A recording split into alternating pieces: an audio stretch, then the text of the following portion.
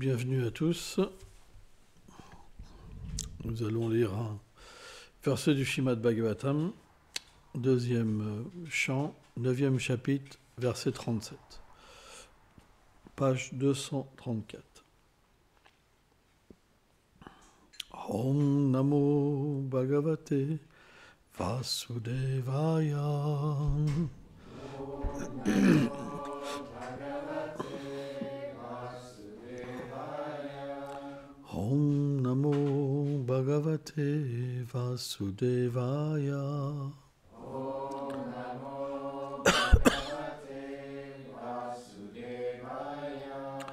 Om Namo Bhagavate Vasudevaya. Om Namo Bhagavate Vasudevaya. Etan matam samaptishtam param menam samadhinam pavan kalpam vikalpechu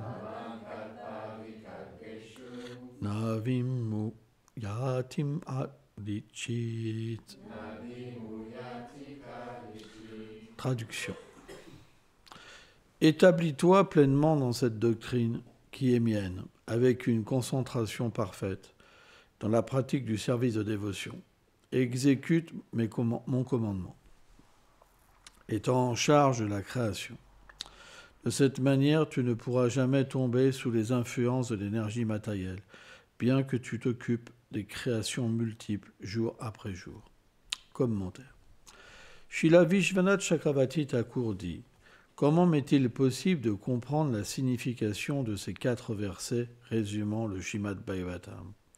Il y a beaucoup d'opinions parmi ceux qui spéculent sur ce sujet.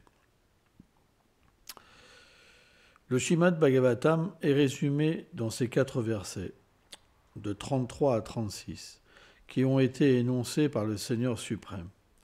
Nombre de logiciens et de non-dévots ont essayé d'apporter un sens à ces versets et ont dévié de leur compréhension originale. Mais si nous désirons en comprendre le sens exact, nous devons le recevoir à travers un maître spirituel authentique, issu de la filiation spirituelle de Brahma, qui véhicule son sens véritable, la Brahma Madhva Gaudiya Sampradaya. C'est la raison pour laquelle le Seigneur dit à Brahma: établis-toi dans cette doctrine. Car on ne doit jamais se laisser entraîner par de fausses interprétations. Au contraire, on doit fixer ses pensées sur leur sens exact et ne pas émettre sa propre exégèse. C'est pourquoi le Seigneur dit « exécute mon commandement ». De cette manière, il promet à Brahma que durant toute la durée de sa vie, il ne sera pas illusionné à aucun moment. Or, cela confirme qu'en suivant les instructions du Seigneur, Brahma devient une âme libérée des influences de l'énergie matérielle et qu'il peut le voir face à face.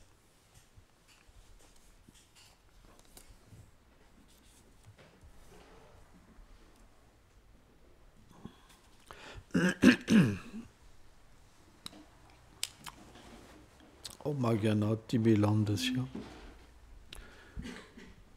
Gyanam Jalam Shalakaya Shakshulu Meditam Jina Taisme Shigulave Nama Namam Vishnu Padaya Krishna Prestaya Bhutale Shrimate Bhakti Vedanta Swamin Itinamine Namaste Sarasvati Deve Kaulavani Prachaline Nilveshesha Sunyavadi Prachachad Shatarine Vanchakalpatarubhyacha Kripa Sindhu Bhyaevacha Patitanam Pavanebhyo Vaishnavebhyo Namo Namah.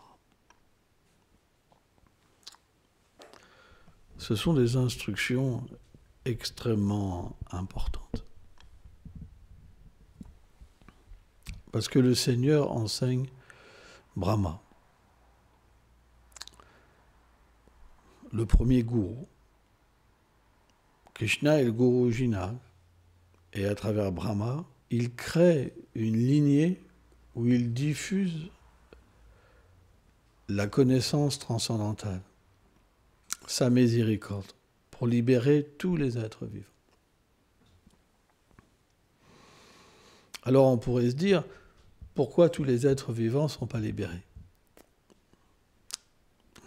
C'est parce que, suivant l'influence matérielle qu'on reçoit,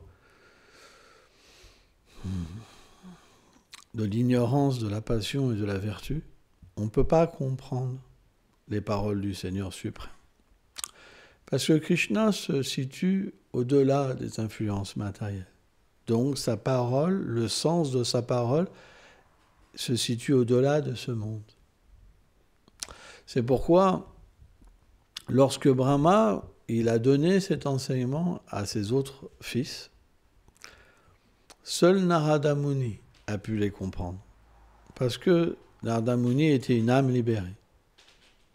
Bhrigu Muni, par exemple, les autres grands sages de l'univers, l'ont compris selon leurs conditions matérielles.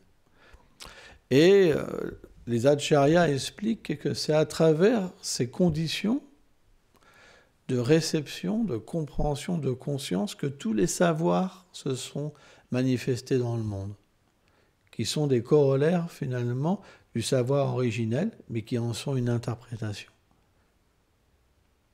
Or, ce verset nous explique, cette teneur est portée, que l'importance de la filiation spirituelle. Car à travers la filiation spirituelle, Krishna envoie toujours ses dévots pour garder le standard, la vérité sur les Écritures. Parce que dans ce monde, toujours, toutes les choses sont interprétées. Elles apparaissent, elles se maintiennent un moment, et elles tombent, elles meurent. C'est le principe. Et même à la connaissance. C'est pour ça que Krishna dit Yada, Yada, Yada, Almasya. Il vient, âge après âge, redonner cette connaissance en temps, lieu et circonstances. Et il vient surtout en tant que Chaitanya Mahaprabhu, dans cet âge de Kali, qui est un âge si spécial. Parce que Chaitanya, le Seigneur suprême, vient avec une douceur particulière et une miséricorde vraiment particulière et spéciale. Parce que dans cet âge, Srila Vyasadeva explique que tous les êtres sont vraiment d'une conscience basse. Ils vivent peu de temps, ils sont constamment dérangés par des problèmes. Ils n'arrivent même pas à méditer quoi que ce soit, faire quelque chose. C'est extrêmement difficile. Donc le Seigneur est venu pour donner une méthode qui est vraiment simple. C'est le chant de saint nom. Et le chant de saint nom, les Écritures expliquent que Nama et Nami, le nom et la personne ne sont en rien différentes. Parce qu'au niveau transcendantal, tout ce qui touche au Seigneur suprême est pareil, que ça soit la vibration, que ça soit la forme, que ça soit ses gloires, c'est absolu. Et lorsqu'on chante, alors on peut avoir une expérience du Seigneur suprême. Cette expérience, quand elle vient, elle a le pouvoir de complètement nous détacher du monde matériel, à un point qu'on ne peut même pas imaginer. Parce que dans ce monde, tous les êtres oublient leur propre réalité. Et c'est quelque chose d'incroyable. On a tous une forme éternelle, un nom éternel, une place dans les divertissements du Seigneur. Et à cause de l'association avec les trois gunas, les trois modes de la nature matérielle, on oublie tout de nous-mêmes. Et tous les gens dans ce monde matériel, même jusqu'à Brahma, ils ont tout oublié d'eux-mêmes. Et en fait, ils s'identifient à quelque chose de complètement illusoire, de cette forme qui recouvre l'être vivant. Et c'est tellement bien fait que l'être vivant est prêt à mourir vie après vie, faire des choses vie après vie, pour quelque chose qui va disparaître. C'est complètement insensé. C'est complètement insensé. Or, lorsque par une bonne fortune, parce que le saint nom du Seigneur est répandu partout, sans qu'on le sache, Rama, Radha, et même s'il est séparé par des lettres, il donne aussi son effet. C'est expliqué. Par exemple, je spécule, je vais dire Ravamada. Il y a Radha dedans, par exemple. Le saint nom est tellement miséricordieux. Quand quelqu'un prononce les syllabes du saint nom, Krishna considère cette personne, elle chante mon nom. Quand vous dites Conforama, Castorama, bon, on ne va pas faire de publicité, mais vous dites Ram. Et vous chantez en fait les saints noms. Et donc, le fait de rentrer en contact avec le Seigneur suprême, ça crée une accumulation d'activités pieuses à base de dévotion pure. Et ça permet graduellement ce contact d'éveiller la foi. Et cette foi, c'est pas une foi qui vient par nous-mêmes. Par exemple, on pourrait très bien choisir une religion. Qu'est-ce que je vais choisir ? On prend un livre, le bouddhisme, l'hindouisme, les chrétiens, la Bible, le Coran, la Torah, par exemple. On se dit, bon, j'ai envie d'être un religieux. Il paraît que c'est pas mal. Ça donne des qualités, ça permet d'avoir un espoir et tout. Donc j'étudie, et puis par rapport à ce que je suis, je dis, je préfère ça, maintenant je vais me diriger vers ça. Voilà. Mais quand on dit Shraddha, quand on dit la foi, c'est pas cette sorte de foi. C'est quelque chose qui vient nous chercher. C'est une réalité qu'on avait oubliée qui vient nous chercher. C'est le Seigneur lui-même qui vient en fait nous chercher dans sa forme éternelle, dans son aspect éternel, et qui vient frapper à la porte de notre cœur. Et là, à partir de là, il y a une foi qui s'émerge, qui n'a rien à voir avec les autres. C'est une foi spontanée. On va ressentir qu'on a un lien avec le Seigneur suprême, mais qu'on ne choisit pas ce lien parce que c'est nous-mêmes qui nous éveillons à notre réalité. Ça, c'est Shraddha.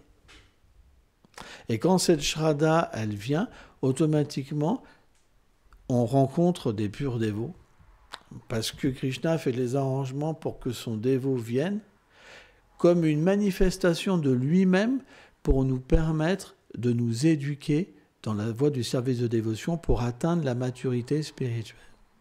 Donc, on va recevoir des enseignements, on va recevoir l'initiation, et on va apprendre graduellement à servir le Seigneur suprême.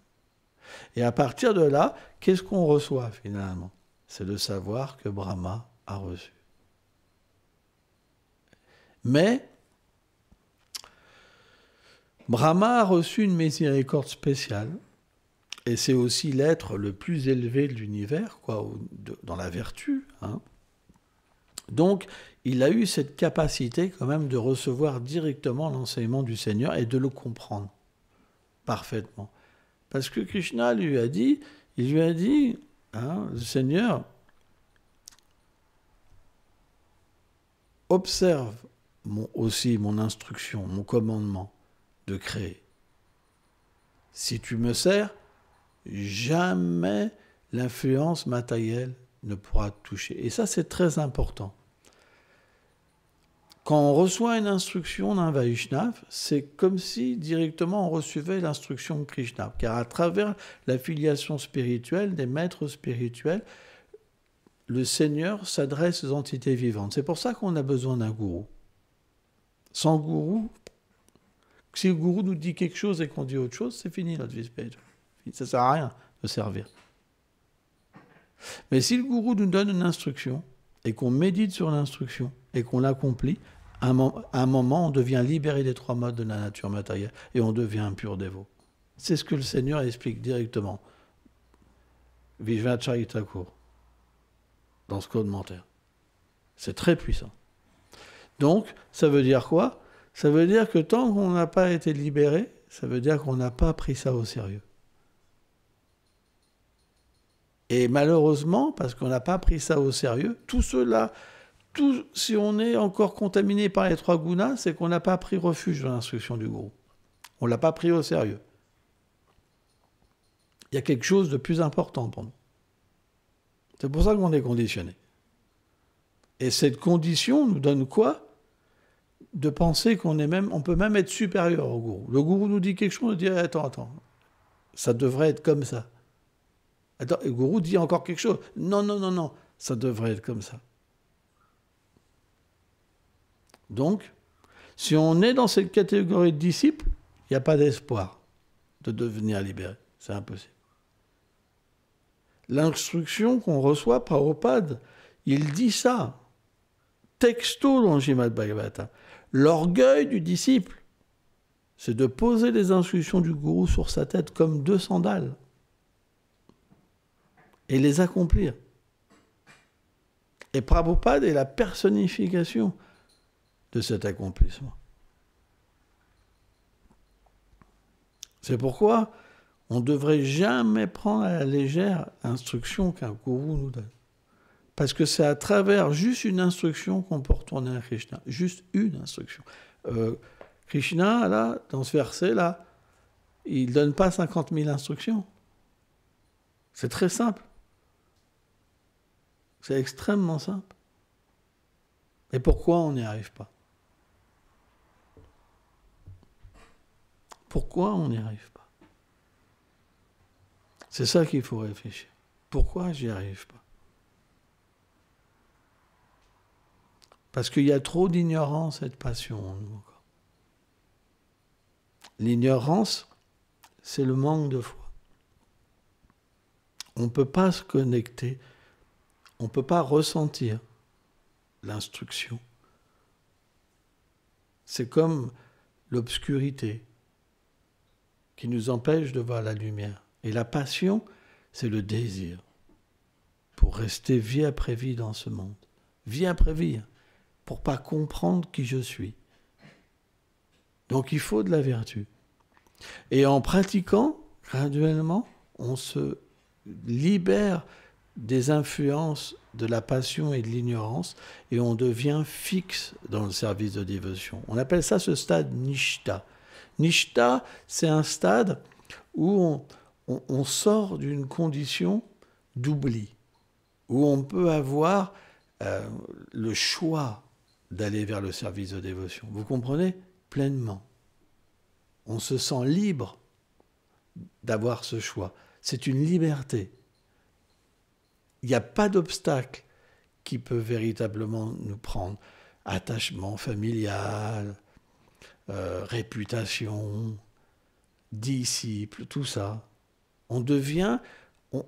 Krishna nous fait voir la condition des êtres de ce monde. C'est comme si qu'il nous sortait quelque part d'une condition d'ignorance pour nous faire voir la réalité. Ça ne veut pas dire qu'on est fixé dans notre propre réalité encore.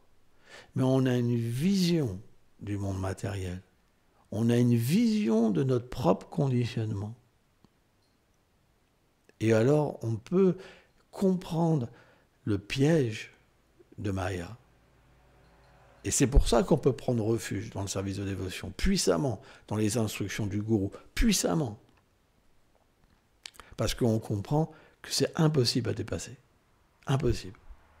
Dans le stade Nishta, on peut comprendre ça. C'est impossible à détacher. C'est trop puissant. L'énergie matérielle, c'est sans limite. On est tout petit. Et Krishna nous permet d'avoir cette situation où on peut faire le choix. Et en même temps, on reçoit son aide. Ce n'est pas simplement qu'on fait un choix comme au Brahmajyoti, comme la rivière Virage, où on fait un choix. Là, on est protégé quand même par Krishna. Parce qu'on est protégé par Guru. Et naturellement, on va intensifier notre service, se donner, se donner, se donner, se donner. Ça, c'est Nishta. Nishta, on n'a pas de désir matériel.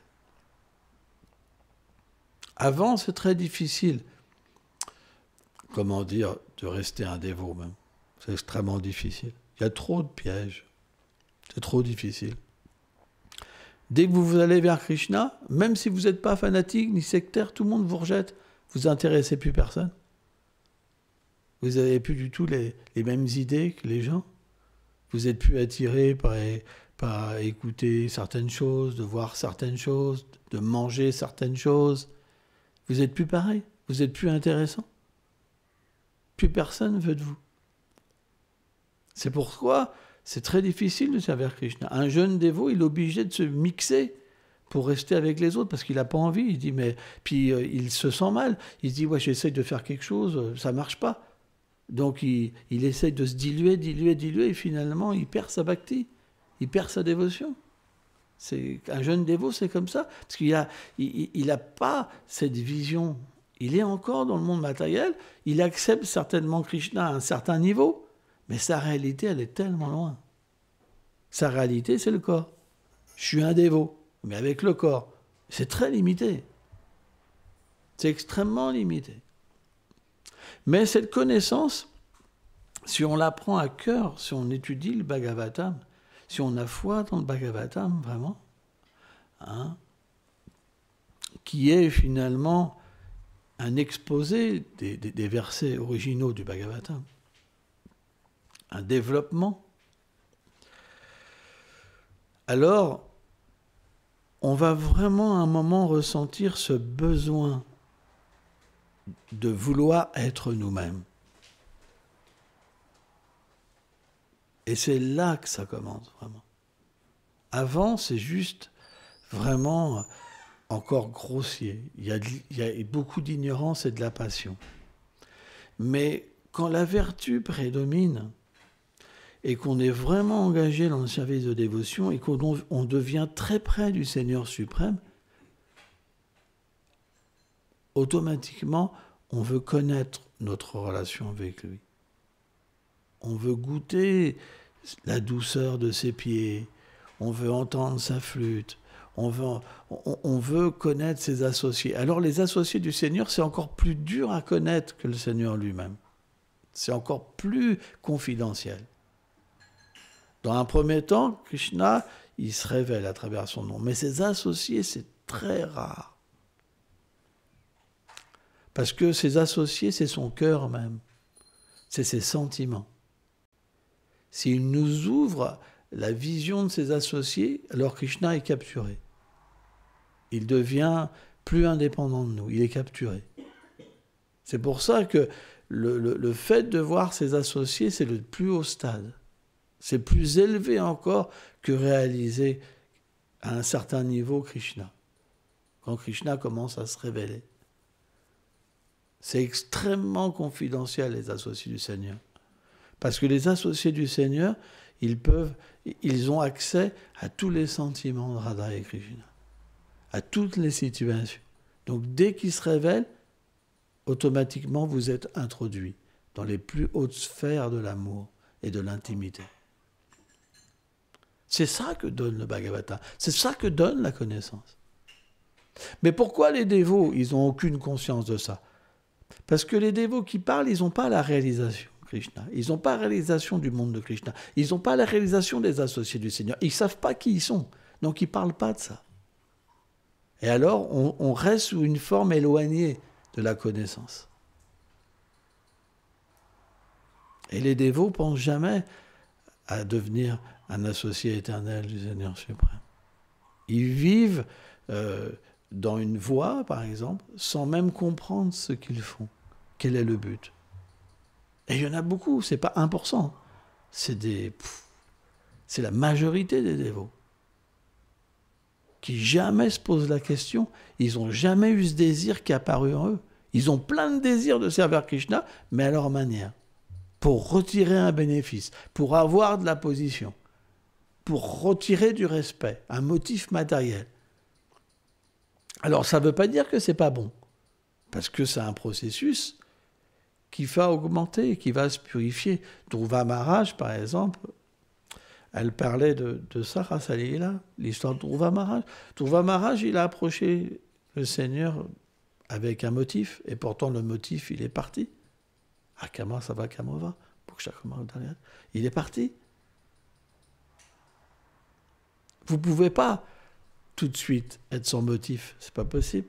Pour être sans motif, il faut avoir expérimenté sa swarup. Quand il y a le désir de vouloir être ce que je suis éternellement, ça veut dire que vous en avez eu l'expérience. C'est pas possible sans ça. Il faut avoir marché dans ce corps. Il faut avoir respiré dans ce corps. Il faut avoir vu Krishna directement à 20 cm de nous pour désirer ça. C'est pas possible. Quand vous pleurez comme ça, pour être de nouveau ce que vous êtes éternellement, il y a l'expérience. La Shamaï, il y a l'expérience. Le pleur de la perfection, Narotam d'Astakur, il pleure. Parce que l'expérience est là.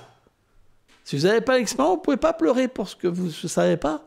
Vous pleurez parce que vous êtes attaché dans ce monde à un mari que ça ne marche pas bien, ou des enfants parce que ça ne marche pas bien. Vous ne pouvez pas pleurer pour votre réalité. C'est pas possible. Alors comment on fait? Krishna est le mystique des mystiques.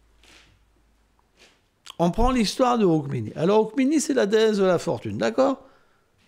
Mais le lila existe pour nous enseigner. Elle a juste entendu parler de Krishna.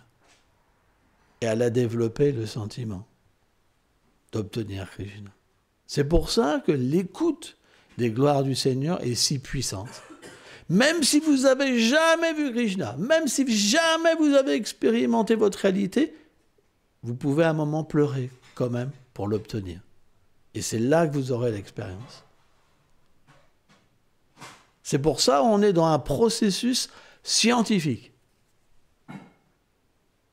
Par exemple, je vois les dévots, ils viennent pas à la classe du Bhagavatam où ils font autre chose. Mais il n'y a pas de résultat spirituel. Ils ne progressent pas. Ils ne sont pas concentrés. Ils se cachent.